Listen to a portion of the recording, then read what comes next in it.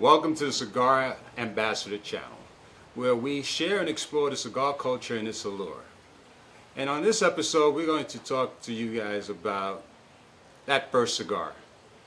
Well, we already talked about how to pick your first cigar. Absolutely. But now I've got something. Now what do I do with it?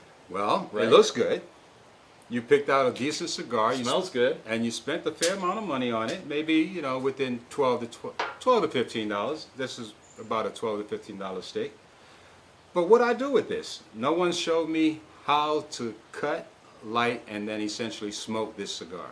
Now, if you're lucky, your tobacconist may cut it and light it for you. But I think you and I have both had the experience of having tobacconists do that who really didn't know what they were doing. Well, true. And so we're assuming that you're going to do this on your own, Yes. and we're going to illustrate how to do it, in our view, correctly. Now, mind you, there are many ways that you can do this, and this is just one that's been tried and true for me. First thing you want to do is ensure that you invest in a quality cutter. This particular cutter, self-sharpening, guaranteed by the manufacturer, and I go to this cutter on almost every occasion except when I want to be fancy, and there's a lot of different cutters out there, guys, and this just happens to be one of them. And it's actually a Cigar XI, and I can't say enough about how this cutter has served me well. Now, over the years, I've learned in using this cutter, there are a couple of things you need to be certain of, because many of us have a habit where we just get at the cap of the cigar, as we've been told, and we just clip.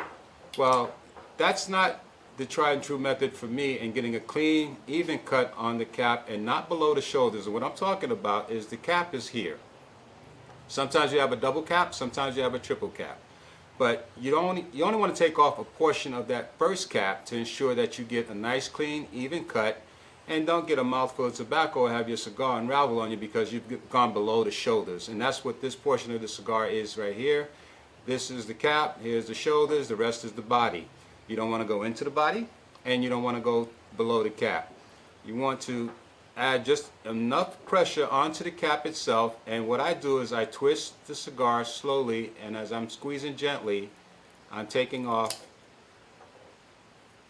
just that portion of the cap, brushing off the loose tobacco because I don't want that in my mouth, and treating this like a fine wine or a fine woman. Either one, you want to be gentle. Funny you should talk about investing in a quality cutter, because I have my Cigar with me today too, and you and I both have a lot of cutters. Yes. But if you really want to make sure you have a clean cut, it's good to have a quality cutter like a Cigar that's guaranteed. Yes. I've already cut my cigar, but I did, I mentioned to you earlier, a couple of weeks ago, you had talked to me about applying pressure. I think we tend to cut and pull away. Yes. And instead, you want to get a grip because you don't want to be pushing down, but have a little bit of grip, just apply a little pressure, and then clip it. And there you have it. And there you have it. I too am let's get the tobacco off of there so I'm not eating that. Okay, so now we have it cut. Now what are we going to do? We have it cut, and now there's several lighters out there that are soft flame, single flame, single torch, if you will, double torch, dual torch, triple torch, quad torch. And then there are some flamethrowers. And there's some flamethrowers. You can flambe your cigar. Guys, this is a triple torch, $10 cigar, $10 cigar lighter, excuse me. And what you want to do, and many people will tell you, you can read about it, is you want to toast the foot of your cigar, and this portion of the cigar is actually the foot. You don't want to do direct flame. Direct flame is going to actually cook and not toast the cigar. So I'm going to do that for you right now, and I'll show you how I'm just going to lightly let the flame heat up the foot of my cigar. And as I'm doing that, it's a little, we have a ceiling fan going on here, so there we go. And you see that it starts to get some red embers, you start to see some white ash, and you just keep turning it until you start to see a nice white ash beginning to form. And what I typically do at this point is blow on the foot of the cigar, make sure it's even. I got the white ash that I want you to see. You start to see it formulating. And here we go. I just keep it not direct. And now I'm going to pull this in so I can get a nice even draw.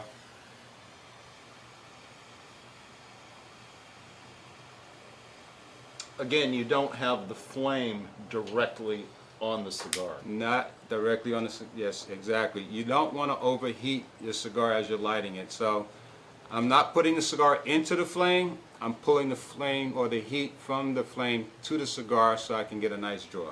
And you get, especially with torch lighters, you get so much heat beyond what you can see of that flame. Yes. That it can be deceptive. But usually what you see with a torch is you see that little blue flame. Right.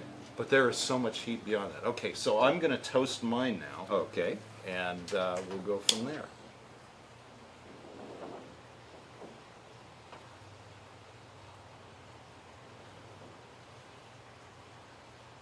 Now I'm just using a single torch lighter here. Got to put a little bit more work in with a single torch, but it's still good. Having to get a little closer too than you were with your triple torch, but I notice you're using the circular motion to make sure you get a nice even toasting. right. Okay, now I'm starting to see the white ash here. I'd like to see it a little more uniform because I want this to burn evenly, right? So that we don't get into issues we'll talk about another time, like canoeing or tunneling. So Right. you can see here, I have the white ash here. Now I'm going to do the same thing you did, which is I'll start trying to smoke it.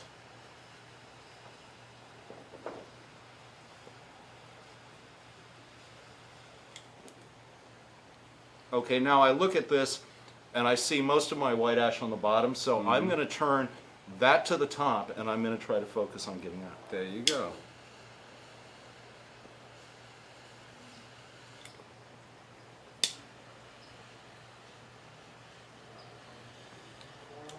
Okay, I think we're ready to go. I'm actually looking at this. I'm a little disappointed in the way it lit because it looks like the bottom is actually better lit than the top. So what I'm going to do to try to even out that burn is to put the side that doesn't look like it's lighting quite as well on the bottom. Right. And I think that will even out the burn here. Okay, and so you know, folks, this can happen.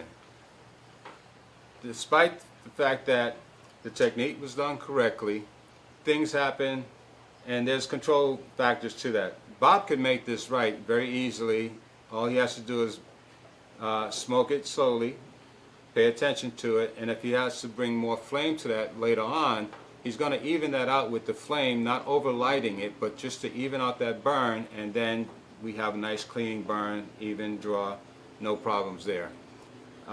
Just know that it can happen to you, it happened to us, but it doesn't mean you failed, it means you got to try again.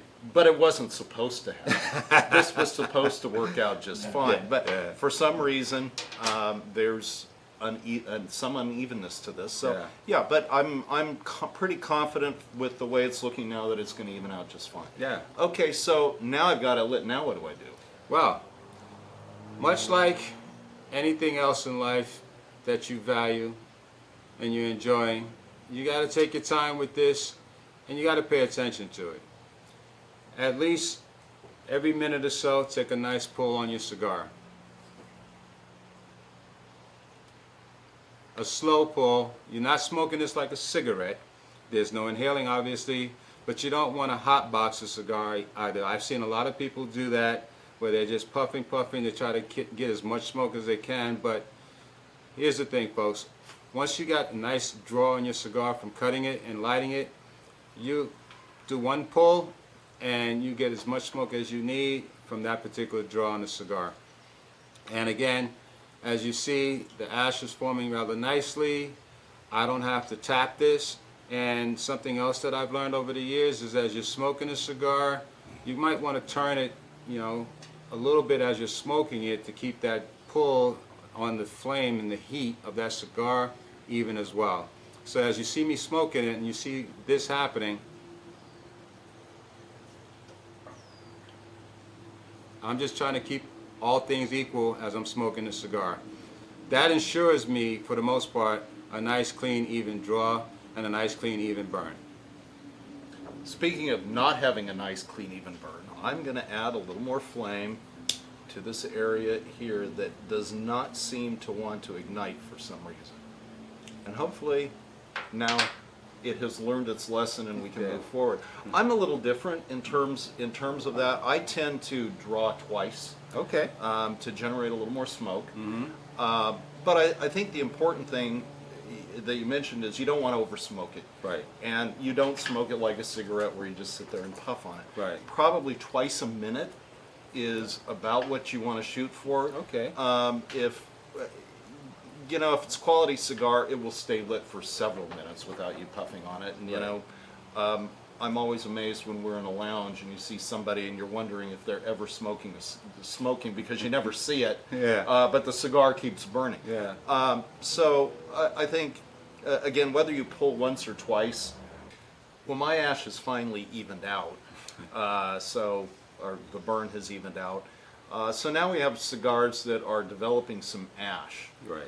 How do we know when's the right time to rid ourselves of that ash so that it doesn't rid itself on us? I think we both have shirts that have been destroyed by having hot ash come in on it. Certainly you'd rather not have it on yourself, you'd rather not have it on the floor. How do I make sure that I avoid that? Well, there are a couple of things to look for that I've learned throughout the years. And if you look at this ash right here, you see it's nice, it's clean, it's even. I haven't tapped it. I haven't done anything to this ash, but it's more white in color than it is, say, a darker, maybe even having a yellowish amber color to it, or a modal that you say, okay, this looks like a strong ash, it'll hold up, I can probably win a long ash contest with this. I'm not tapping this yet, although I could, but I'm going to let this continue to burn down until it falls off. Typically when you're sitting in the lounge, your cigar is over your body somewhere, and I have enough shirts with cigar ash holes in them to know you want to keep this hanging over an ashtray as opposed to, you know, in your lap or something like that. You know, whatever your hand position is, if you see the ash starting to develop, get it away from you if you don't want to have holy shirts. And if you're okay with holy shirts, well, there you have it. That becomes your cigar smoking outfit. However, a much more whiter ash would be indicative of this ash needing to be tapped or it's going to fall off, and you want to tap it before it falls off on you. I'm going to work with this for a little bit because I think this is a nice tight roll, good tobacco. The foot of it, as you can see, is still a little dark. It hasn't turned into a white ash. That's telling me that this is going to hold up for a little bit and I don't have to tap it. And what happens there with not tapping it is I consistently keep the heat on this cigar that's contained within that ash itself. Obviously, you'll have your own technique for doing things. Some people like to tap and smoke, tap and smoke. I like to wait until I get some ash on the cigar, and if I need to tap it, I will. And if not, I'm going to let it hang on. There's nothing wrong with that, folks, but it's better to just pay attention to what that ash looks like so that you don't get it all over you. I think I'd add to that, Louis, that the ash helps to keep the cigar cool. Yeah, absolutely. And again, to maximize the flavor you're getting out of that cigar, you don't want to burn it too hot. And so there's a benefit to having ash on it. There's a real benefit to ridding yourself of ash before it finds itself on you. You can see my ash came off after about an inch. Yeah. And I kind of felt from the way it was looking, and you can see the form of it here, that it's really not holding itself together very well. Right. I was feeling a little uncomfortable. So I just set it down here and, you know, sort of let it tap gently, and it fell right off. The other thing I might have done there is just roll it a little bit around the edges lightly, Okay. to take care of that. Again, you would like to keep some ash on there. Yes. You don't want to totally clean all the ash away. And that you could see what was happening with Bob's ash. It started flowering a little bit. That's another indicator that that's probably going to fall off on you. This one, you can tell, if you can get this, you'll see that that's a pretty well constructed ash, if you will. It's not starting to break up. It looks like it will hold up. Let's thank God that it will, because I can't afford another hole in my shirt. But your ash there is very firm, and I Yeah. don't know if you can point that right at the camera so that it can you can see that. Very, very well formed, Yeah. and it looks very solid. As a matter of fact, what I'm looking at is the ash is still holding the same shape as the wrapper on this cigar, so you can kind of see that this was well constructed. Right. And I like that. I'm going to smoke this until it falls off, but hopefully in the ashtray and not me. Okay, well, let's talk about enjoying smoking and how you puff, because Okay. we puff a little bit differently. I tend to retrohale. The question is really focuses on where you're going to get the most flavor, and you can only get so much flavor off of your tongue. Right. You get much more through your sinuses, and I think the question had been asked, well, what's retrohaling?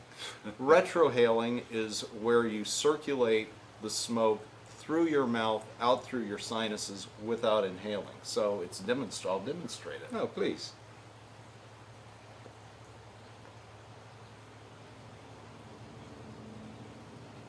I get a much different flavor Okay. from this cigar by doing that than I do just having it on the back of my tongue or across my tongue. And so I tend to do that a lot while I smoke. A lot of people can't retrohale, and I think another time we will cover, okay, if you can't retrohale, can we teach you how to do it? And there's Or- some tricks to trying that. Right. But it's worth to me it's worth experimenting with, because I think you get so much more flavor doing that. Well, we have to put out a disclaimer, though. It may not be for you, but you can try it. But just remember, if you don't really appreciate what that experience is for you, don't keep trying it again, because we'd hate for you to say, well, I kept doing this because Bob and Louis told me how to retrohale and choking on your cigar. No, there's some people that can, and we have a few people that we know that Yeah. just can't do it because it's just not for them.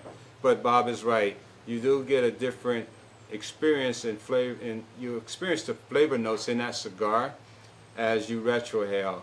I do a little bit of both. I get some flavor notes on my tongue, on my palate, if you will, and then I don't consistently retrohale as Bob does, but occasionally as I'm smoking, I'll do a little bit retrohaling because I want to see how that flavor is changing throughout the cigar smoking.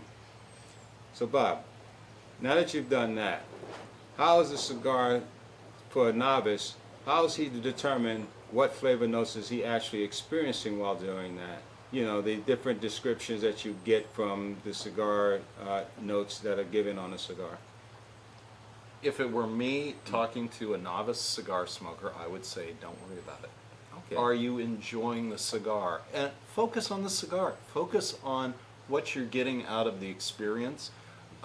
We've talked before about, for us, it's a very relaxing experience. You know, just be in the moment. Don't smoke it mindlessly. Right. I think we've done that with enough cigars, but to me, I smoke cigars that I truly enjoy. Not just to smoke, but because I enjoy the flavor. Are you enjoying that cigar? And if so, it's a good cigar for you. There you go. So that's my thought. What are your thoughts on Well, that was a setup question. I want you to say that because I want our viewers to understand. Don't get caught up in trying to determine what all the flavor notes are in the cigar because of something you read. You know, it's sort of subliminal. If you read about it, you're going to be looking for that, and you might fake yourself out into thinking, oh, I just tasted cocoa or leather or wood or some other descriptor, and you're not really enjoying the cigar. You're busy trying to find those flavor notes, and that's going to take you away from just sitting, smoking, relaxing, and enjoying your smoke. If you happen to pick up a subtle note, a flavor or spice or something, that's cool. But don't challenge yourself to find that as you're smoking, because now it's becoming more work than it is enjoyment. So that was a setup question. But for me, when I sit down, I know various descriptions of various cigars and what they say your flavor notes should be and what you're going to experience while smoking it. Honestly, folks, I'm not spending my time looking for that, although I will pick up some subtle notes. There'll be floral notes, there'll be some wooziness, some hay, what was that, barbecue chicken? Yeah. Some lemon zest. There's a little chartreuse. A lot of chartreuse. There's a lot of different things out there, folks, but at the end of the day, that's not my primary concern for smoking that cigar.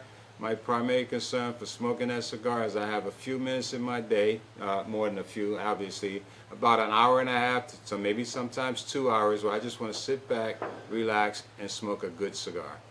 That's what I would say to you as a novice, that someone has shown you how to pick out a cigar that's in your wheelhouse to get you where you want to be in your cigar smoking experience.